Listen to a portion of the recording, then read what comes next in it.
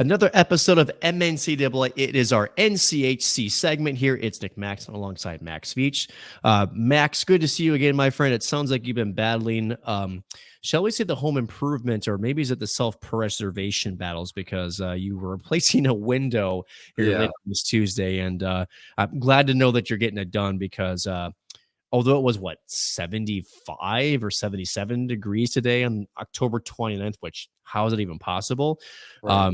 We know those days are probably behind us, and old man winters is going to rear its ugly head here pretty soon. So good to see you, and good to know that the home improvement projects are going well.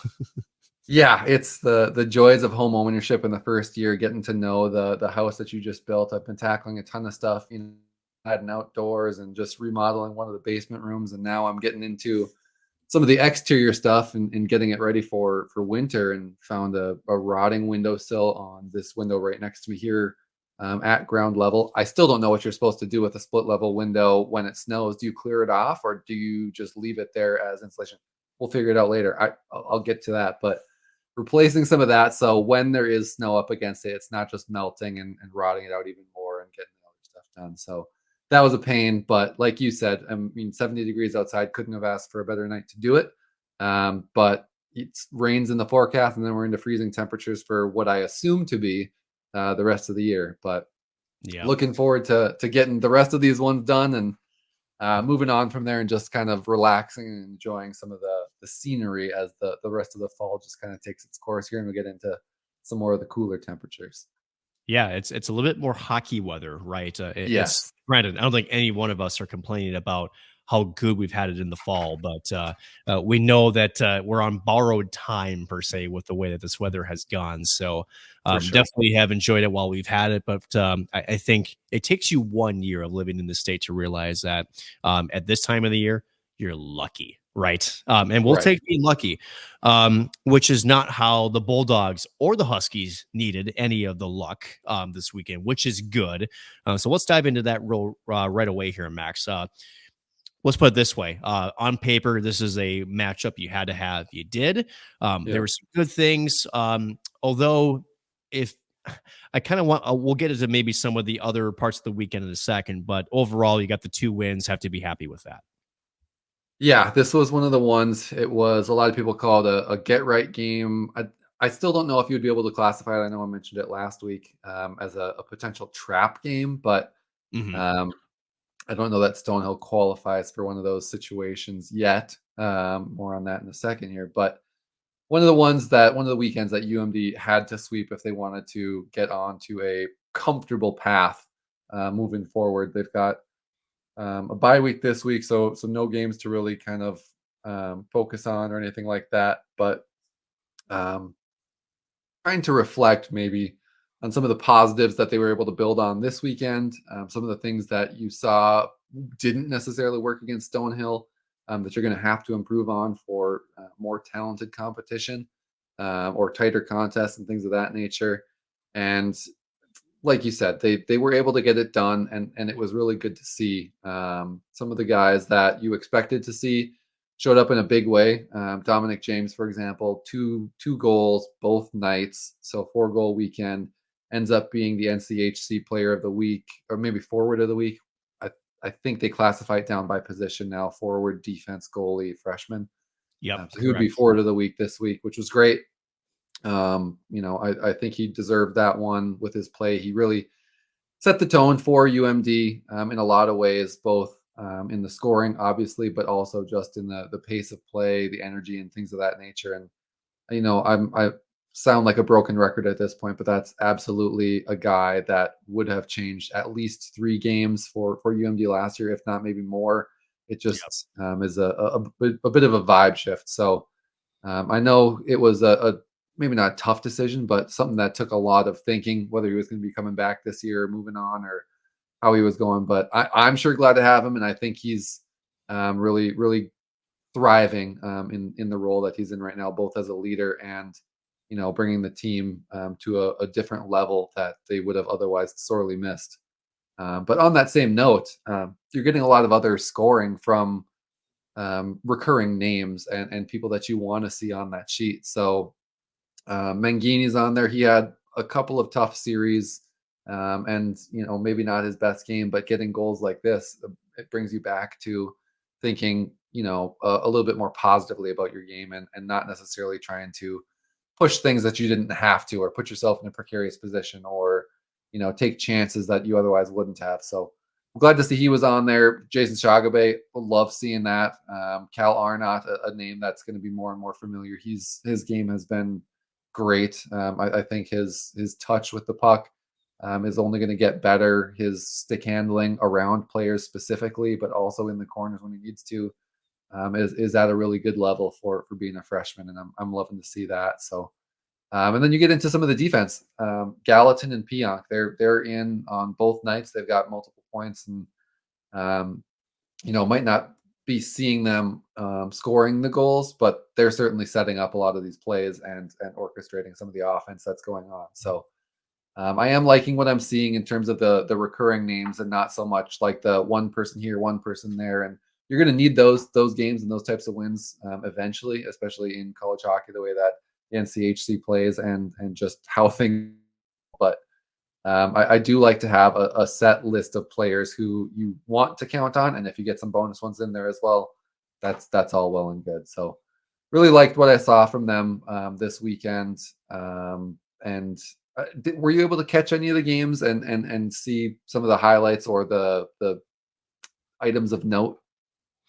I wasn't able to catch a lot of it just because St. Cloud State was home this weekend too. Oh, But yeah, um, at the end of it, I did see some of the stat lines, and I think that's the big thing, Max, is that you're starting to see the veterans come through, yeah, and especially for such a young squad, granted, albeit talented, right?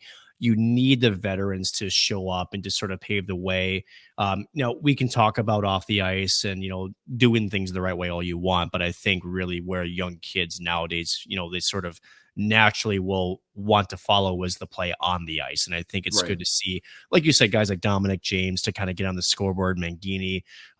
So I think in overall the balance is now starting to show, right? We sort of thought in the preseason that UMD would have, a unique sort of depth on their roster. But we just didn't know who was going to emerge, who was going to be in what sort of spot on the roster. So it's good to see a little bit of a mixture of guys who are leading the charge on the offensive side of the category, because they were really, really thin in terms of offensive depth last year, right? And really the last couple of years, right? So yeah. it's good to see that you're getting contributions up and down the lineup, because really to start, the evolution of this squad is going to have to start with, again, getting contributions up and down the lineup.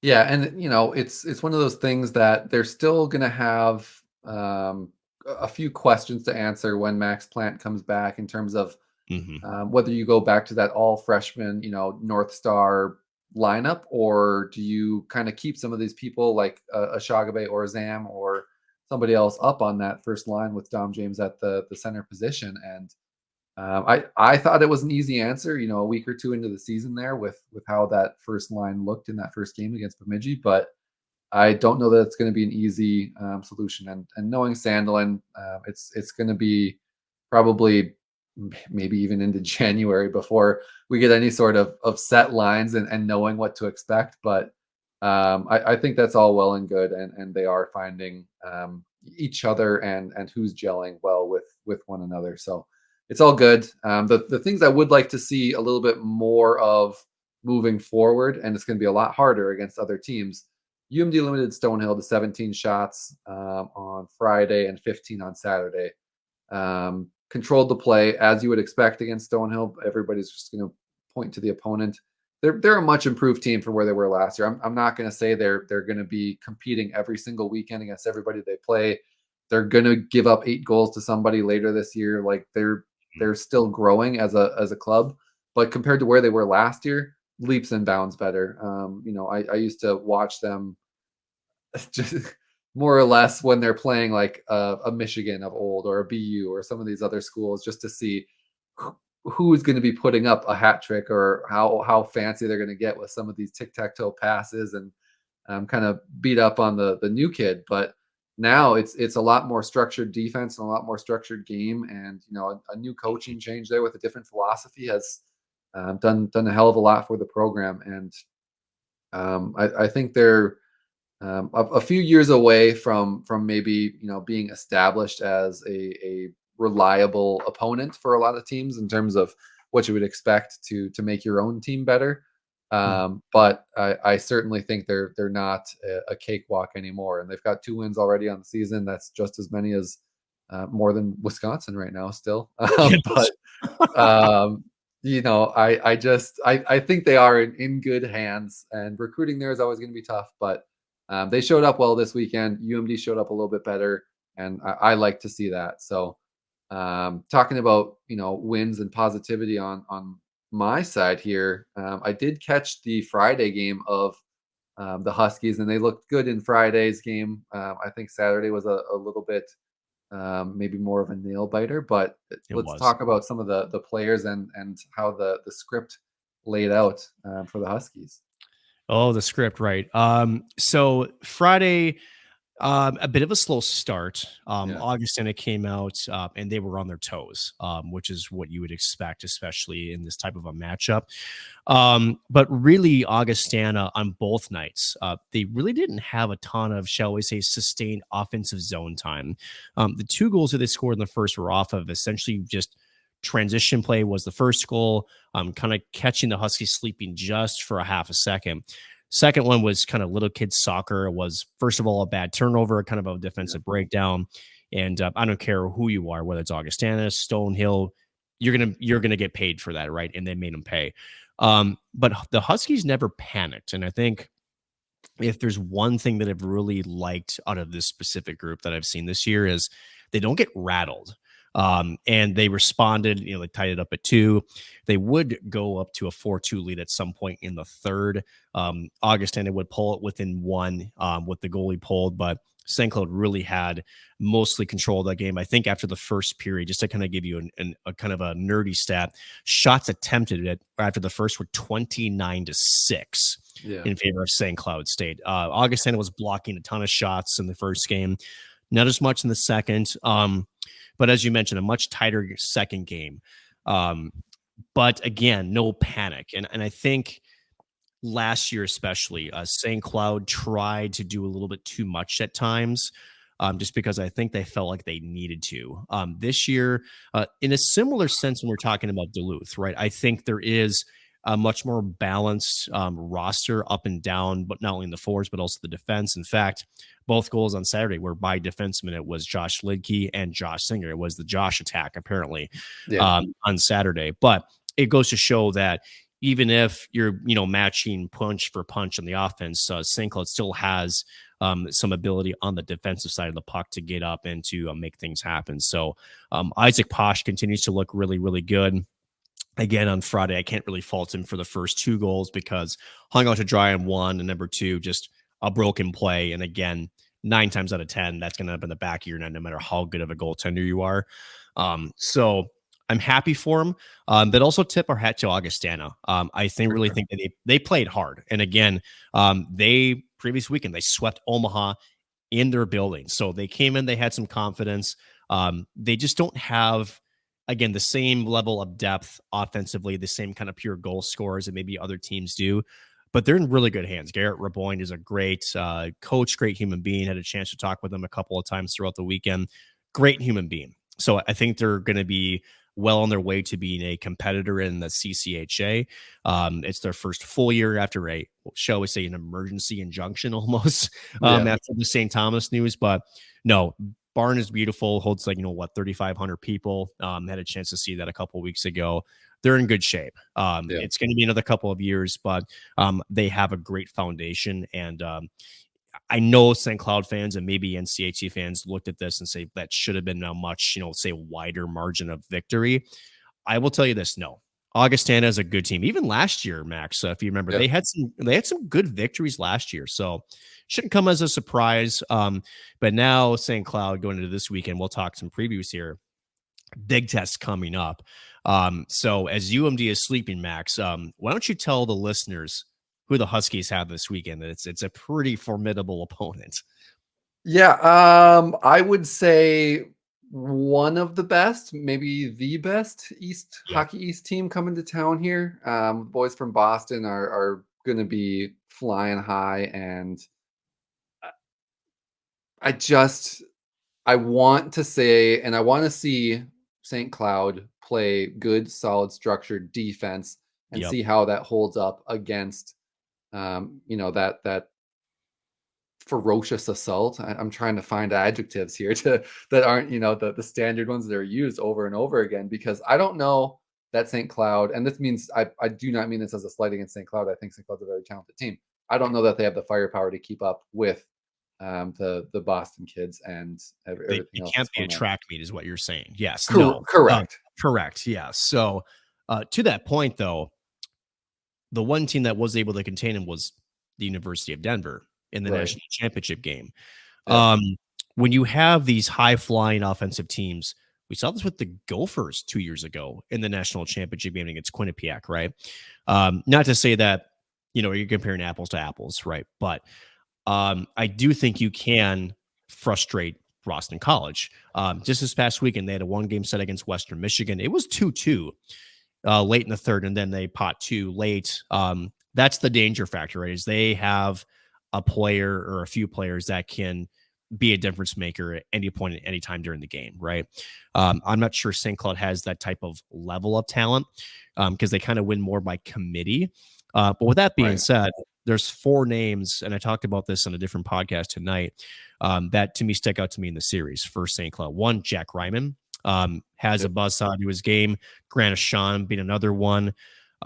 Let's talk about Ryan Rosborough, and then also the freshman Gavin Thorson. This kid plays with an edge. It's a clean edge, but he's not afraid to get in and get under people's skin.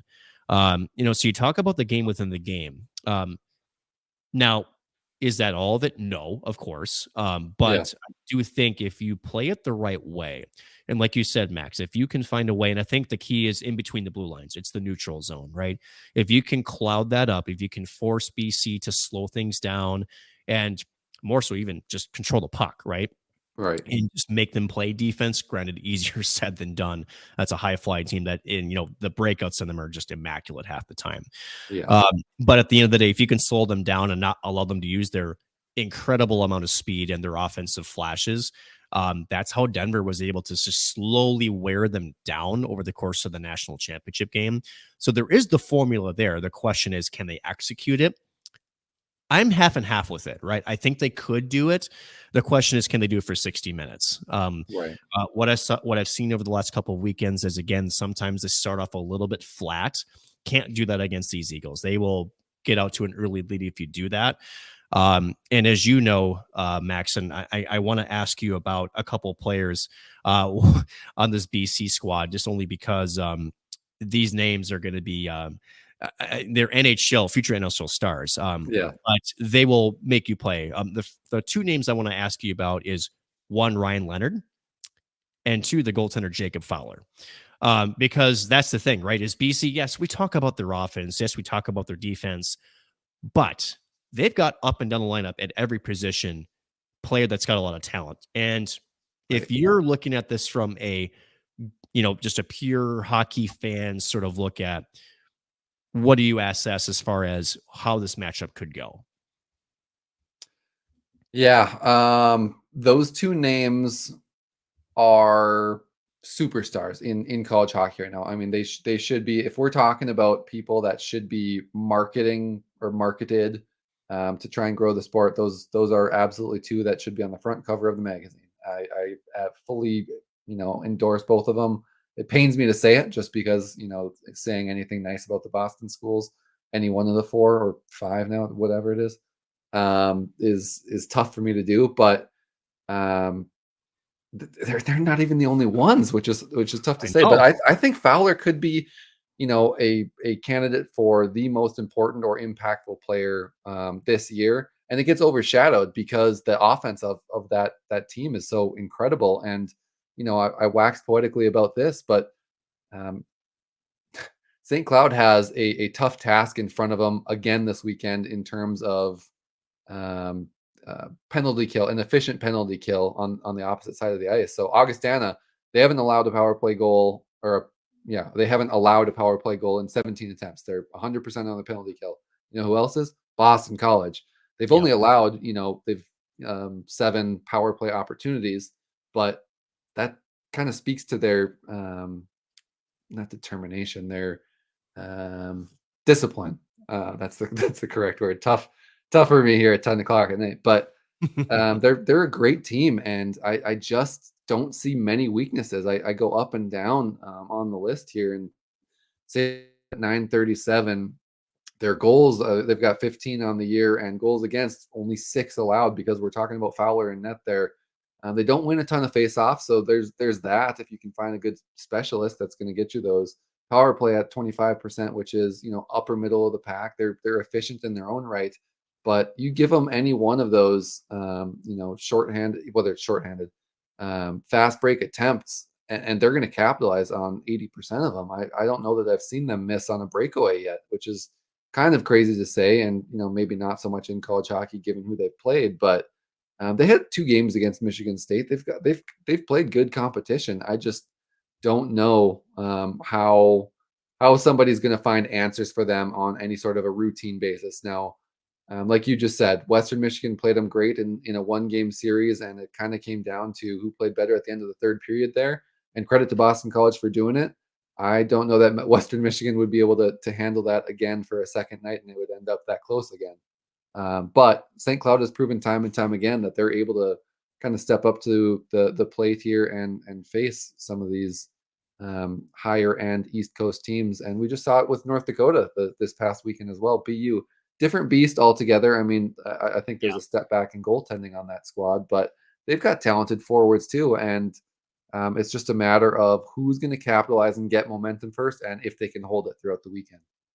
So true. And I think more than anything, if you're saying Cloud, obviously you want to win both, right? But I think Right. if you're Brett Larson, you're ecstatic if you at least get the split.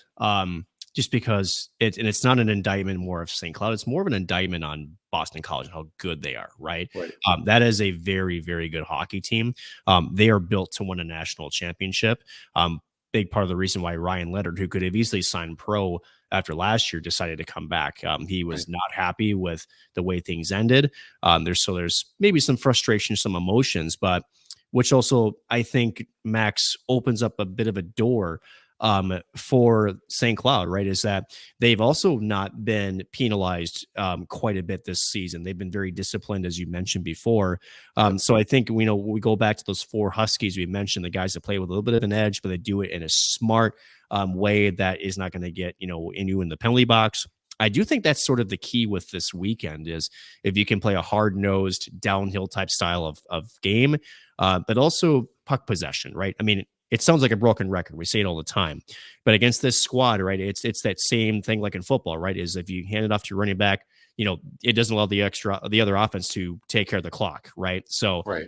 I think that's sort of the game plan is to be smart defensively, be in your structure, and more so if you can just wear them down, and not necessarily. I mean, you may have 20 shots on goal against BC, and even then, I think that's going to be a good mark. But more so, it's about keeping the puck off of your opponent's stick.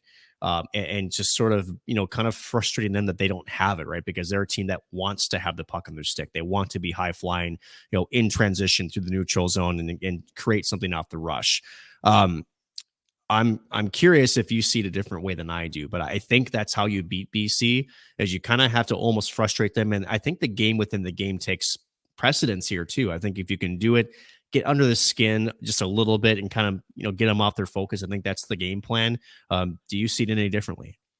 I really don't. I think, despite you mentioning Leonard and Pro and some of these other people that are returning, they've still got a relatively young team that Mhm. is slightly undersized. I guess when you're talking about comparable to a St. Cloud or to some of these other teams that might have a little bit more um, weight behind them, you can frustrate those guys. And if you are holding them to fewer shots than they're used to getting, or you get a hot goalie that's making these spectacular saves, or whatever might be working for you at that time, you're dumping the puck out the second you get it, and you're just eating icing calls, or catching a couple of bounces where it's landing just flat of that. But if you can get it so they're having to play to your style and getting out of their own game script, that's probably the only way that you're able to do it. And I think that St. Cloud is good at doing that and has a chance to.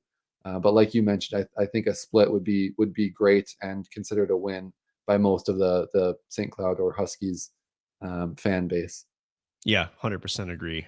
Yeah, like you said, you want both, but that's a hell of a hockey team there for the Eagles. And if you can, and honestly, even if you get swept, it's not the end of the world, right? Because at the end of it, unlike last year where they got swept by Mankato, who went on to have a not great season, right? You're not going to be Right. weighed down by maybe some of these losses. Again, they lost to St. Thomas last year, which, mind you, they were a good squad last year, but the CCHA as a whole kind of bogged St. Cloud down. And I do think there Yeah. was a little bit of intention with the way and how difficult this non-conference schedule was for St. Cloud, just to kind of get them up in to sort of playoff mode right from the get-go. I really do believe that.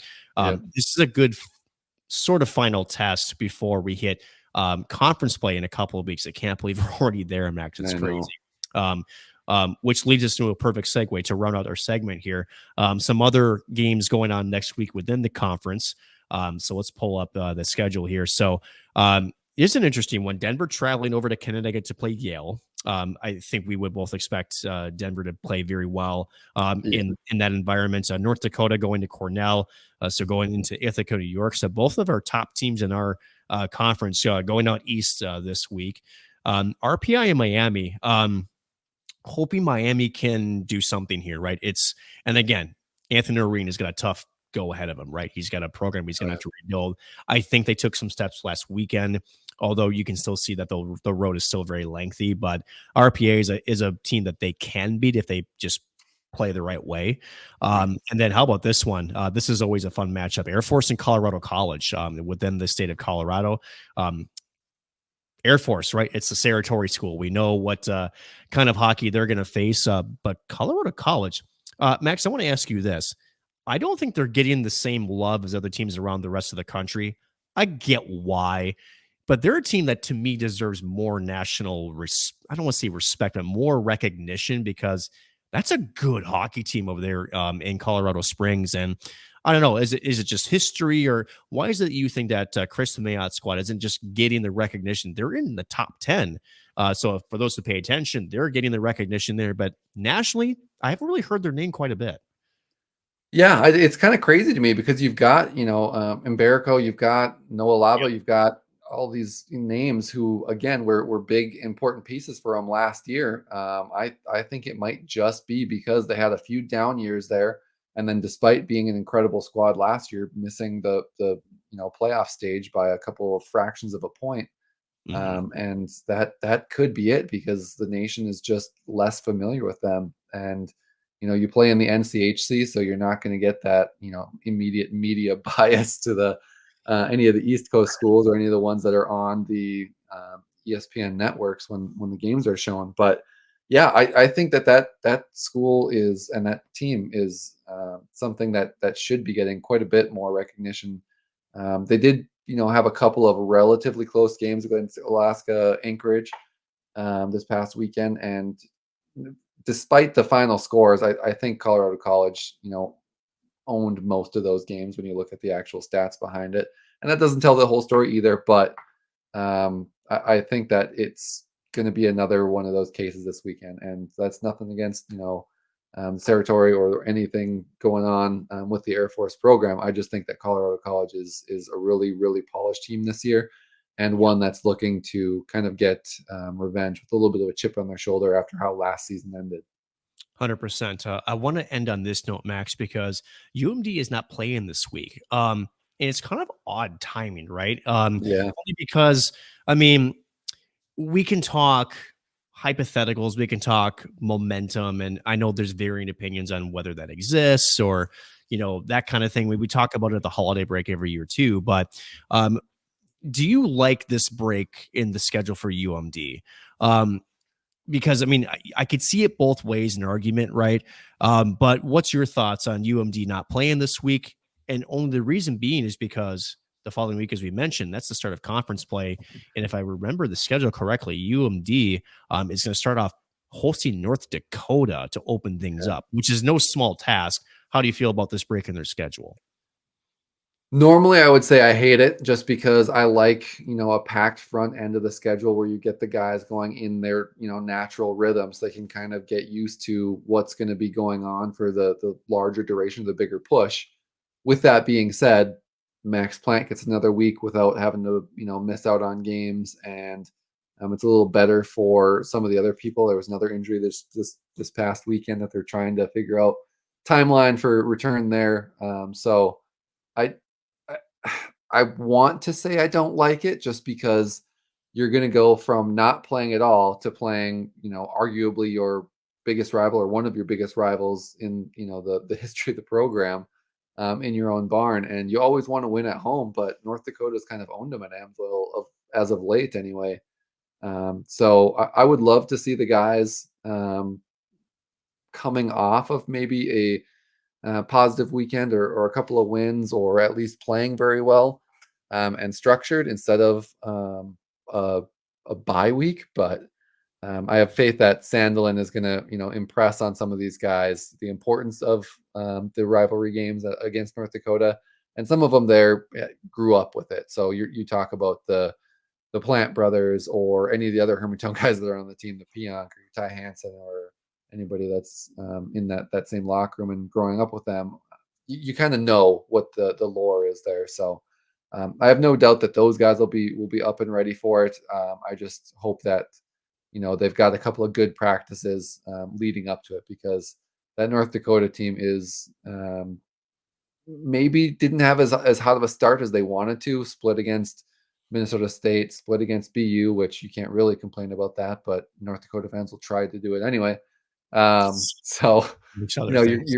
you're coming in against a team that's kind of firing on all cylinders, but still not getting the recognition that they want or the results that they want, maybe.